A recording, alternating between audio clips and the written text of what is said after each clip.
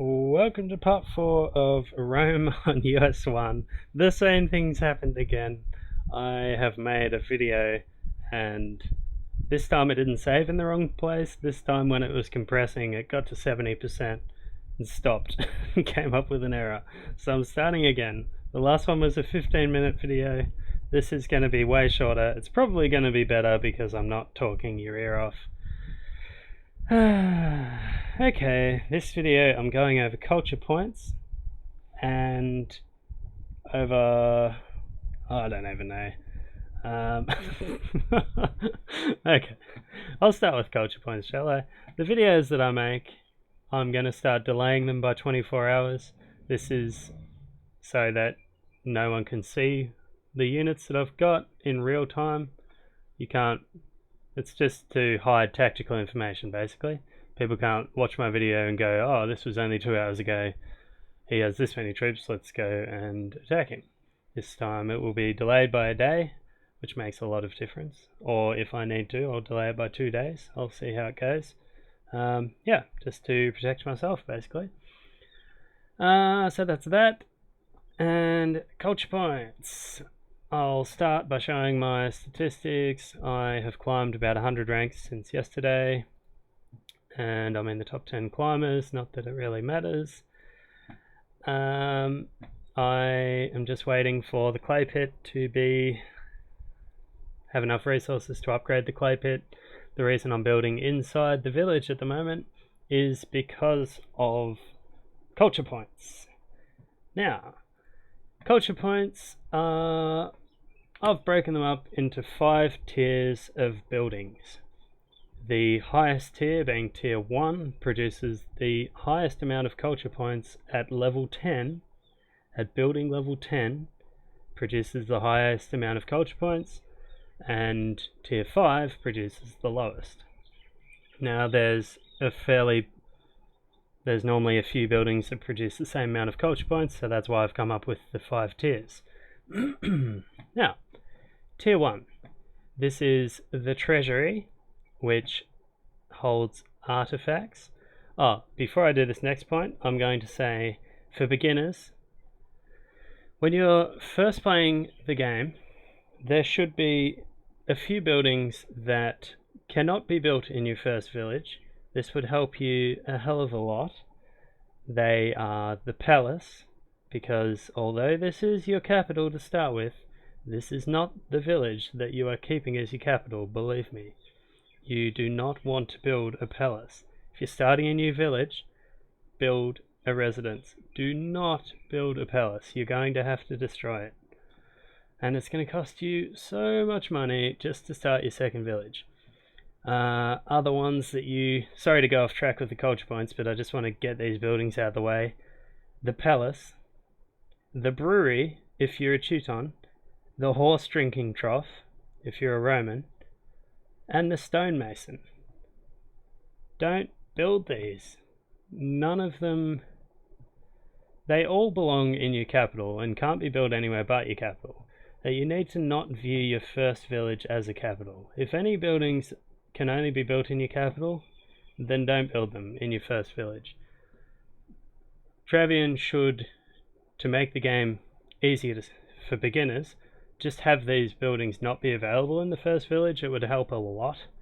But unfortunately, people time after time will build these. I probably did it when I first started too.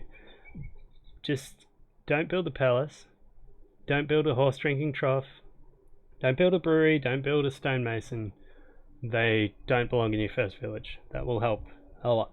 Okay, now back to the culture points. Number 1, tier 1, is the treasury. That's the building that holds artifacts.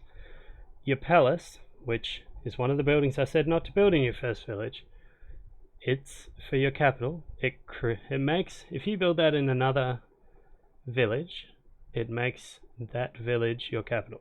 So you would be building your palace in your 9 cropper or your 15 cropper. That's all. So treasury, palace, and town hall. Town hall's the building that you throw celebrations in, so it's already good for culture points. Those 3 are in the top tier. I'll be putting this in the description, by the way. They all produce over 30 culture points per day. You can see your culture points over here. If you have your plus account, you can click on that eyeball and look at the culture points. So Treasury Palace Town Hall.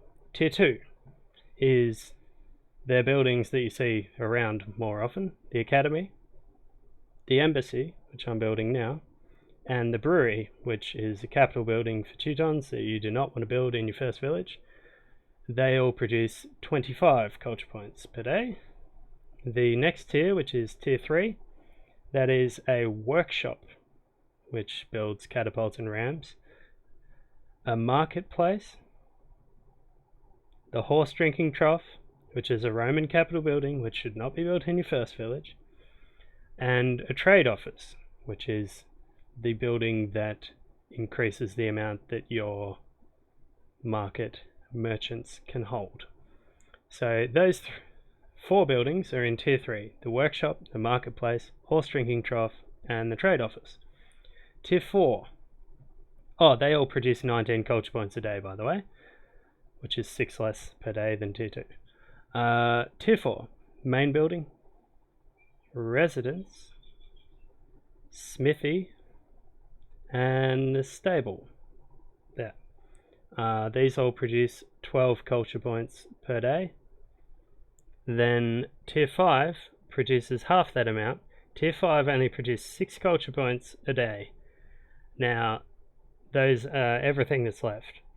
The barracks, the wall, the cranny, the granary, the warehouse, the resource tiles, the hero's mansion, the rally point, the trapper if you're a goal, those produce only 6 per day. So you want to be building the higher tier buildings to a higher level if you want more culture points per day, which will allow you to build villages faster and stay up to speed with the top players. That's why you would be leveling up these buildings. If you can level something up that is tactically more important, then don't worry about the culture points. If you have a choice as, say, a Teuton, you have a choice between a higher level barracks and an embassy at a higher level, don't build the embassy, upgrade your barracks. You need the troops. If you have enough resources that your building queue, that your troop building queue is always full, which I hope it is, upgrade the level of your barracks. It's far more important. And again, coming out of beginner's protection, if you have a low level cranny, residence and wall, and you want more culture points, don't upgrade your academy or a marketplace or an embassy that make more culture points. You are going to lose all your resources. You need to upgrade your cranny, your residence and your wall. So be smart about it, but especially when you're making villages down the track, like your second, your third, your fourth village, one of them's going to be your cropper, the others will be feeders, but you can still upgrade the culture producing buildings so that you can make new villages faster and faster. So I'm going to keep this a little bit shorter. Hopefully this one actually compresses. Then I'll be sweet. I got in the alliance, I showed you what rank I was before. They picked me up when I was like 50 population. Now I'm moving up the ranks. This strategy that I've shown you in the earlier videos, where you do the resource tiles first, then inside your village, and you do the resource tiles in a specific order, it's now that it shows its worth. It's now that you're going up the rankings really quickly, you always have spare resources, and everyone else is standing still. There's not going to be many people that can stay up with you. If you start the server, you're going to be top 10, if not rank 1. I'm normally rank 1. This information is pretty widely spread about which ones, like if someone's worked out what uses the most amount of resources, they realize that clay is the most important. So I'm sure there's people that have done this before, but on servers that I've been on, I'm normally ranked number 1.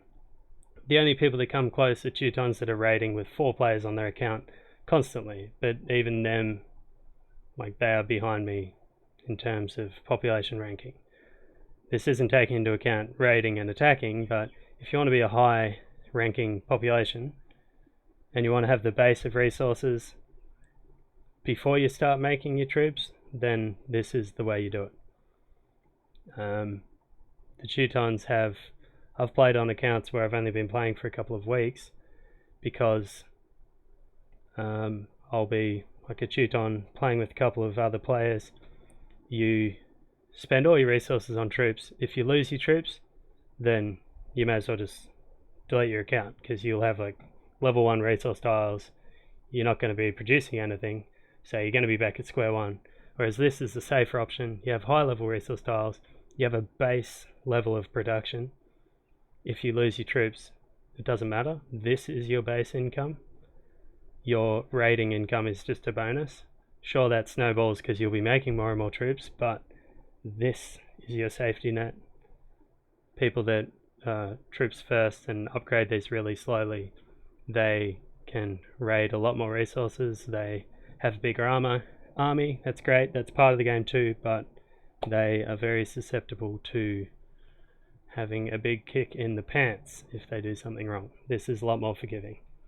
Anyway, I'll see if this saves. Hopefully it does. Cheers.